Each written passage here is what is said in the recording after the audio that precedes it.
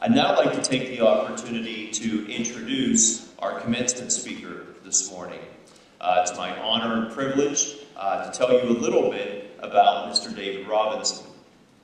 David, as many of you recently graduated from high school or trying to decide where do I want to go to school, what do I want to do to provide me with the knowledge and skills that I'll need to live a successful life, David decided to enlist in the Naval Academy.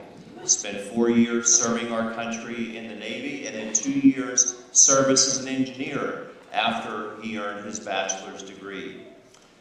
Upon completing his service, David was an incredibly successful professional basketball player with accomplishments ranging from Rookie of the Year in the National Basketball Association, multiple Olympic gold medals, multiple NBA championships with the San Antonio Spurs, and one of the rare athletes who had the opportunity to spend his entire career with the team that drafted him, a city, San Antonio, that has embraced him, and he continues to call home.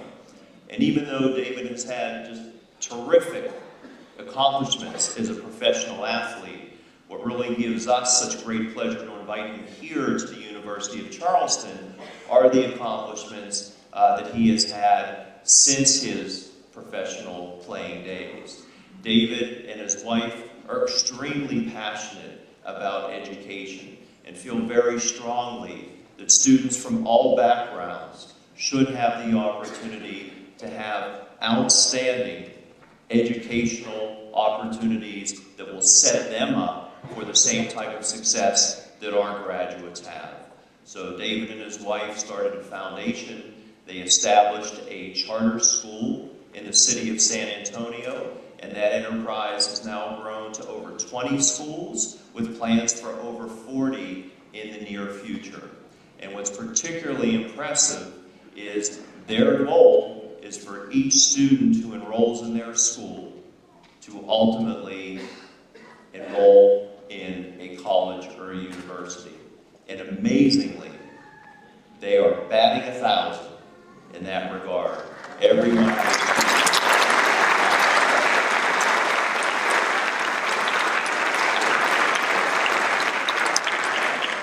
So David is a successful athlete, he's a successful educator, successful business person, but what we have found in our time that we've had to engage with him this weekend and other times that he's been on campus, he is simply just an outstanding person, and we are honored to have him here today and look forward to the words that he's going to share with our graduates, their families, and their friends. Let me introduce David Robinson.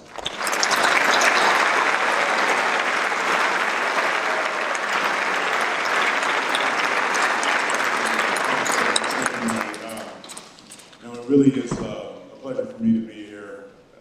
My connection with the school starts with my sister, who got her PhD here and has since joined the faculty as an associate professor. So she speaks very highly of the school and of all of the wonderful people that she gets to work with every day and the wonderful work that's being done here. So I'm thrilled to be able to come and to share some time with you guys. My point guard in college was from Wheeling, West Virginia, and he always spoke of the virtues of West Virginia, so he was right. I'm not going to speak very long, but I'm going to try to abide by the principle that I heard recently that I've tried to adopt. It's called the 5 B's. Be brief, my brother, be brief. I find that usually works pretty well. So congratulations. What an amazing accomplishment. Today represents what is the culmination of many years of toil, many years of study and work. You've done it. You run the race. Very proud of you. For that, you deserve a very hearty congratulations. So I say congratulations to you. This degree is not going to guarantee you that you get the big salary or the corner office or anything, but it makes a great foundation for a prosperous future. Now you need to get out into the fray. You got to go to work, and you got to create a better future, not just for you, but for your family and for your community. One of my passions, besides basketball, has been education. I've been focused on closing the achievement gap between the haves and the have-nots. I don't believe that your future should be dictated by the zip code that you grow up in. The single greatest wasted resource that we have are our students, our young people. We let too many of them slip through the cracks. We have been very intentional about the way we've grown our country.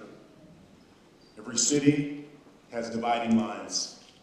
And many of the times these dividing lines are the highway that was built through an old neighborhood, where on one side of the highway it's blocking off the communication and the commerce and the resources from the other side of the highway.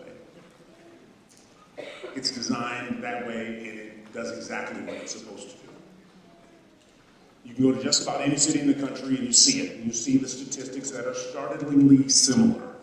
On one side of the highway, the have-not family will have a child that can expect to live 10 years less than the child on the other side of the highway.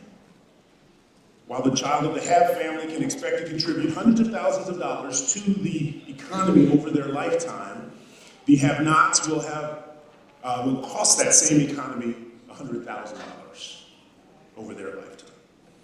While 77% of the haves will end up going to college and graduating, less than 10% of the have-nots will do the same. So through a charter school network called Idea Public Schools, we focused on closing the achievement gap. We built 97 schools throughout Texas and Louisiana, in Baton Rouge and New Orleans. And the schools are solely focused, soon it's going to be Florida, and hopefully Cincinnati, but those schools are focused on providing a top-tier education to our students, and particularly students that were born on the wrong side of the highway. Our goal is 100% matriculation to college, which we are on track to achieve. For the last 14 years, all of our students have been prepared and matriculated to college. My parents were born on the wrong side of that highway.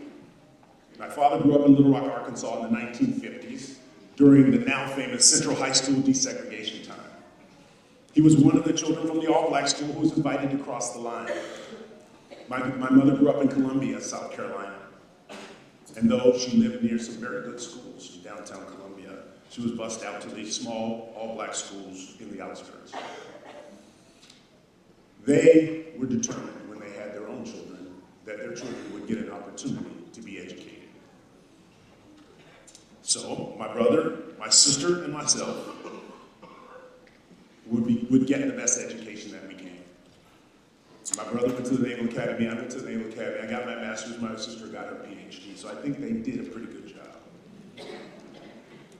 They beat the odds, and now my children, I have 3 boys, are in a position to dream even bigger. So the title of my message for you today is, don't worry, have faith. I know it's hard not to worry when you read the papers, you watch the news every day, you see a president being impeached, you see stories about crime, about economic distress, about global warming, about human trafficking. It's hard not to be discouraged. Social media has a tendency to make us think that someone else is living a better life than we are. Advertising tries to make us feel that what we have is not enough. If only we would buy this product, we can finally be happy. Movies and television show us all the skinny, healthy, beautiful people, and it reminds us of what we don't have. Trust me, you are smart enough. You are beautiful enough. You're ready. Unfortunately, we're constantly being taunted and teased, though, with expectations that are ridiculous and unrealistic. The thing that overcomes all this worry, though, is hope and faith. The Bible says that faith is the substance of what you hope for, but it's the evidence of those things unseen. Hope and faith drive us forward. My oldest son and I do a podcast. It's called The Fundamentals, in which we talk about some of these things. It's based around the pillars which we built the Carver Academy on. And I learned while I was studying about George Washington Carver's life. We focus on 6 pillars: leadership, initiative, integrity, faith, service, and discipline. In one of the episodes, we talked about faith. along with hope and how it drives us forward. For example, I hope that my wife and I will be together for the rest of our lives. My wife Valerie and I have been married for 28 years, so far we're on track. But my faith, when it is put into action, makes me do things that bring it to pass. The only evidence I have, though, are the actions of my faith. When I love on her, and when I love on my kids, I'm bringing us one step closer to those things which I cannot see.